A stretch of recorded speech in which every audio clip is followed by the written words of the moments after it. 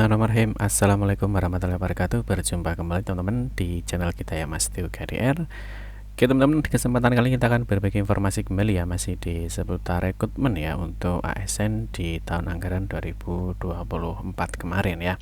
Nah, dalam kesempatan kali ini teman-teman kita akan berbagi informasi yang mana di sini kembali ya, ada edaran dari Badan Kepegawaian Negara. Nah, ini tentunya ya khusus tenaga honorer yang kemarin ya di dalam pengumuman instansi ya, dalam pengumuman di seleksi P3K ataupun CPNS.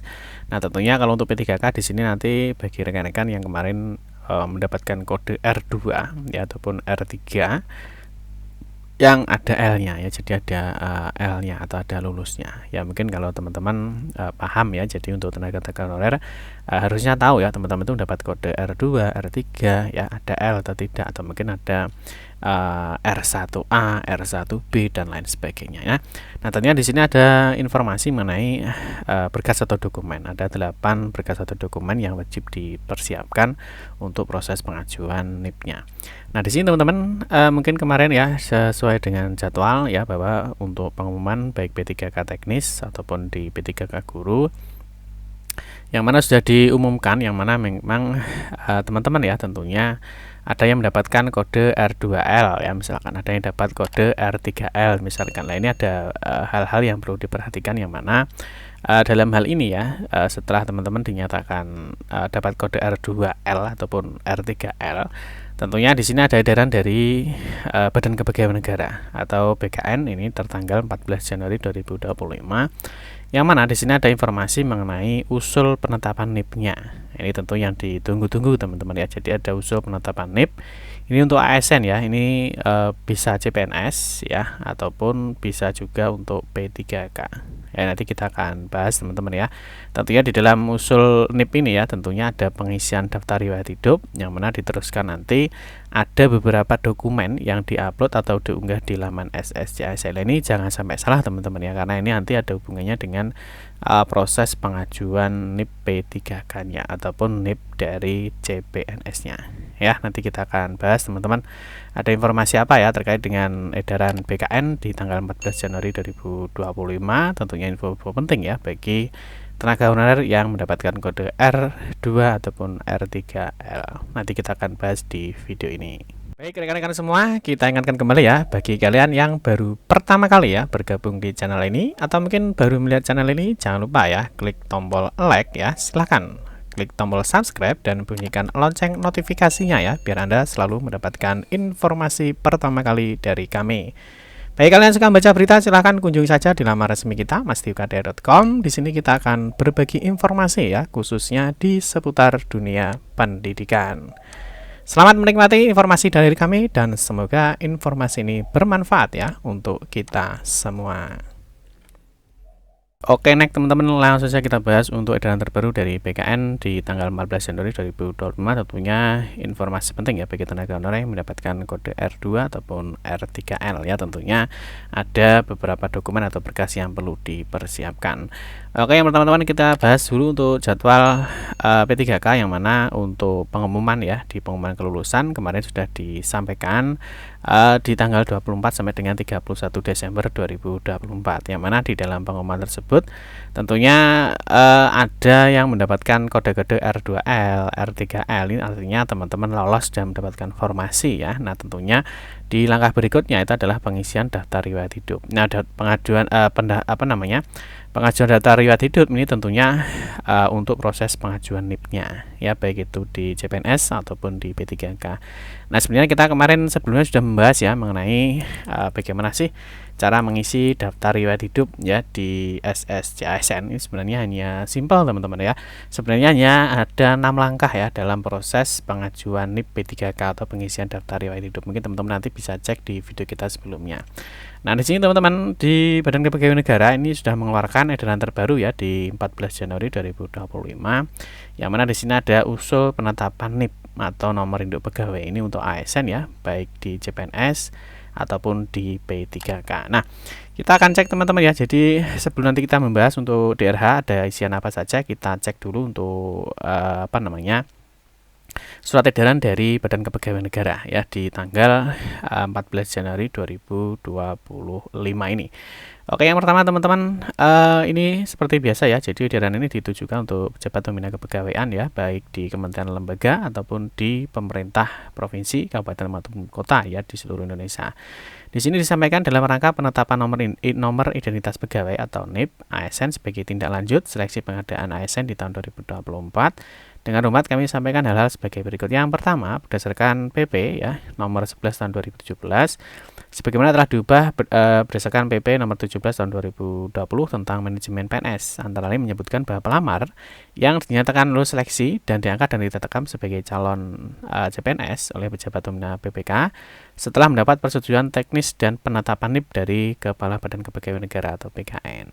Berikutnya, berdasarkan dari PP nomor 49 tahun 2018 tentang manajemen P3K, antara lain menyebutkan bahwa pelamar yang dinyatakan lulus seleksi ya diangkat menjadi calon P3K oleh pejabat pembina kepegawaian atau PPK dan diangkat sebagai P3K setelah mendapat persetujuan teknis dan penetapan NIP dari Kepala BKN.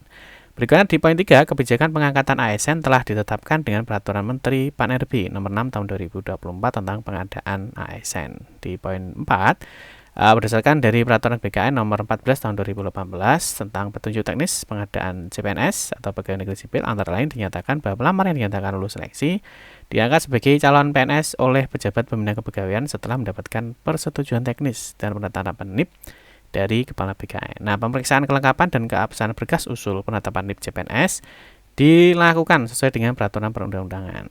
Di poin 5, berdasarkan peraturan dari BKN di nomor 1 tahun 2019 sebenarnya telah diubah dengan peraturan BKN nomor 18 tahun 2020 ya tentang petunjuk teknis pengadaan P3K, antara lain dinyatakan bahwa pelamar yang dinyatakan lulus seleksi diangkat sebagai calon P3K oleh PPK dan diangkat sebagai P3K setelah mendapat persetujuan teknis dan penetapan NIP dari Kepala BKN. Nah, pemeriksaan kelengkapan dan keabsahan berkas usul penetapan NIP dilakukan sesuai dengan peraturan perundang-undangan. Jelas ya? Berikutnya adalah panitia seleksi instansi pengadaan ASN mengumumkan hasil seleksi. Ini kemarin sudah diumumkan ya teman-teman. Setelah mendapatkan hasil pengolahan kelulusan yang ditangani secara elektronik oleh Kepala Badan Kepegawaian ya melalui laman ini. Nah, selanjutnya agar segera melaksanakan pemberkasan NIP untuk ASN. Nomor 7, instansi mengunggah penetapan kebutuhan pegawai dari Kementerian PAN-RB melalui SSCASN. Nah, berikutnya teman-teman ini yang poin penting. Untuk pelamar yang dinyatakan lulus agar mengisi data riwayat hidup atau DRH serta menyampaikan kelengkapan dokumen secara elektronik melalui SSCASN. Nah, untuk CPNS ini mulai tanggal 23 Januari sampai dengan 21 Februari 2025. Sedangkan untuk P3K ini tahap 1 ya, mulai tanggal 1 Januari sampai dengan di 31 Januari 2025. Ini adalah tanggal proses pengisian DRH di SSCASN teman-teman ya. Terus berikutnya untuk kelengkapan dokumen dalam pengusahaan NIP ya di ASN yang harus diunggah. Yaitu yang pertama adalah pas foto terbaru, pakaian formal dengan latar belakang warna merah, ada ijazah asli, ada transkrip nilai, ada daftar riwayat hidup. Ini yang setelah diisi di SSCASN ya, dicetak, ditandatangani, materai berarti di-upload kembali. Terus di poin E ada surat pernyataan 5 poin. Ya. Ini ada yang bagi CPNS ya, terus di sini surat pernyataan 5 poin. Ini ada yang bagi P3K. Ya, kalau kita lihat ini tadi sudah berapa ya? 1 2 3 4 5. Ini ada 5 berkas teman-teman ya yang perlu disiapkan. Terus berikutnya ada 6 ya. Di 6 ini adalah surat keterangan catatan kepolisian atau SKCK yang masih berlaku. Di poin 7-nya ya ada surat keterangan sehat jasmani dan rohani dari dokter yang berstatus PNS. Di poin 8 ada surat keterangan tidak mengkonsumsi narkoba atau narkotika, atau teman-teman bisa nabza ya. Jadi ada 8 dokumen ini nanti yang disiapkan untuk diupload di laman SSCASN. Terus ada surat pernyataan yang dibuat oleh pejabat, ini urusannya di BKD teman-teman ya. Terus ada keputusan pengangkatan calon P3K yang ditetapkan oleh pejabat pembina kepegawaian. Berikutnya di poin 10, penyampaian dokumen usul penetapan NIP ASN disampaikan melalui Sistem Informasi Aparatur Sipil Negara atau SIASN. Instansi dapat melakukan approve atau submit usul setelah seluruh dokumen terpenuhi ya untuk di CPNS. Ini penetapan NIP-nya teman-teman ya. Jadi untuk usul ke Menpan RB BKN ya. Ini adalah untuk CPNS 22 Februari sampai 23 Maret 2025 di P3K tahap 1 mulai 1 Februari sampai dengan 28 Februari 2025. Ya artinya nanti teman-teman tentunya dapatnya SK ya, untuk SK baik itu CPNS apapun P3K tentunya setelah di bulan ini. Itu ya. Terus penentuan mulai berlakunya pengangkatan ya. Sebagai ASN 2024 ini ditetapkan terhitung mulai 1 bulan berikutnya dari tanggal penyampaian usul penetapan NIP ASN kepada Kepala BKN untuk instansi pusat dan Kepala Kantor Regional BKN untuk instansi daerah. Artinya nanti teman-teman setelah diusulkan di tanggal ini ya, nanti ada 1 bulan ya setelah pengusulan teman-teman bisa mendapatkan NIP baik itu CPNS maupun P3K-nya. Itu teman-teman ya mengenai surat edaran dari Badan Pegawai Negara mengenai usul NIP baik itu CPNS maupun di P3K. Terus berikutnya untuk pengisian DRH atau SSCASN tentunya teman-teman sudah paham ya. Untuk pengisian DRH tentunya bisa dicek di laman SSCASN. Nanti seperti biasa login ya. Nanti berikutnya teman-teman di sini ada tombol ya untuk pengisian daftar riwayat hidup. Nah, nanti di sini teman-teman bisa mengisi untuk daftar riwayat hidupnya. Nah, untuk pengisian yang pertama ada di perorangan ya, 2 ada di pendidikan, 3 ada di pekerjaan, 4 ada keluarga, 5 organisasi, dan terakhir adalah 6. Ini adalah proses dari penguploadan berkas. Itu ya. Mungkin nanti secara detail teman-teman bisa cek di video kita sebelumnya ya. Kemarin kita sudah bahas mengenai bagaimana sih cara pengisian daftar riwayat hidup di SSCASN baik untuk CPNS maupun untuk P3K. Itu ya. Jangan lupa nanti untuk mengupload berkas teman-teman ya. Jadi berkasnya nanti diunggah atau diupload di laman dokumen ya. Nanti seperti yang sudah tak jelaskan tadi ya, ada 8 dokumen yang perlu diunggah, termasuk DRH perseorangan maupun di DRH riwayat hidup ya. Jangan lupa nanti diselesaikan teman-teman ya, sesuai dengan jadwal yang sudah jadwal yang telah ditetapkan. Untuk P3K ini sampai dengan 31 Januari 2025. Oke teman-teman ya, demikian informasi yang dapat kami sampaikan. Semoga informasi ini bermanfaat. Mohon maaf jika ada salah kata dalam memberikan informasi dan penjelasan. Kita berjumpa kembali di video-video berikutnya. Saya akhiri, wassalamualaikum warahmatullahi wabarakatuh.